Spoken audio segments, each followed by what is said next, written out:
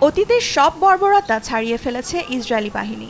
এবার জিপের সামনে আহত ফিলিস্তিনিকে বেঁধে নিয়ে তাকে মানব ঢাল হিসেবে ব্যবহার করেছে তারা। শনিবার ইসরায়েলি সামরিক বাহিনীর চলন্ত জিপের বনেটের ওপর এক রক্তাক্ত ব্যক্তি বাধা অবস্থায় থাকার একটি ভিডিও ছড়িয়ে পড়ে সামাজিক মাধ্যমে। পশ্চিম তীরের জেনিন শহরে ইসরায়েলি সেনা অভিযান চলাকালে এ ঘটনা ঘটে বলে এক বিবৃতিতে জানিয়েছে ইসরায়েলি প্রতিরক্ষা বাহিনী IDF।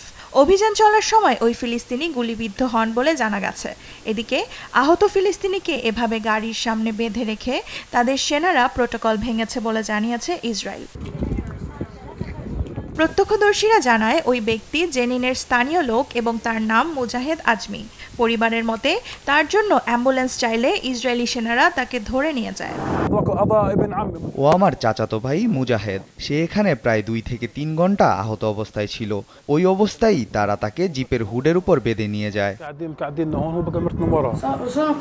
আমরা তাদের কাছে মুজাহিদের জন্য অ্যাম্বুলেন্স চেয়েছিলাম, পরে তারা তাকে বাহিরে নিয়ে যেতে বলে। অনেকক্ষণ পর 2টি জিপ এলো এবং মুজাহিদকে হুডের উপর বেঁধে নিয়ে গেল আর আমাদের বলল পিছনে ঘুরে থাকতে, যাতে দৃশ্যটি না দেখতে পাই। যদিও পরে আহত ওই ফিলিস্তিনিকে চিকিৎসার জন্য রেড ক্রিসেন্টে পাঠানো হয়েছে বলে জানায় ইসরায়েলি সেনারা। এদিকে ভিডিওতে হওয়া ঘটনাটি ইসরায়েলি বাহিনীর আচরণের সাথে সঙ্গতিপূর্ণ না বলে এক বিবৃতিতে জানিয়েছে IDF। ঘটনাটির তদন্ত করে সে অনুযায়ী ব্যবস্থা নেওয়া হবে বলেও জানায় তারা।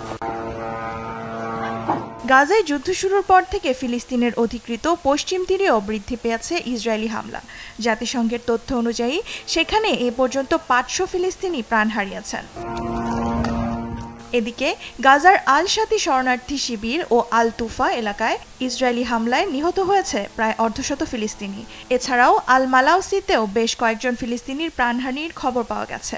রেড ক্রিসেন্ট জানিয়েছে এই হামলায় আহত হয়েছে আরও অসংখ্য মানুষ। দেওয়ান মুবাশশিরা হোসেন, নিউজ ডেস্ক, দেশ টিভি।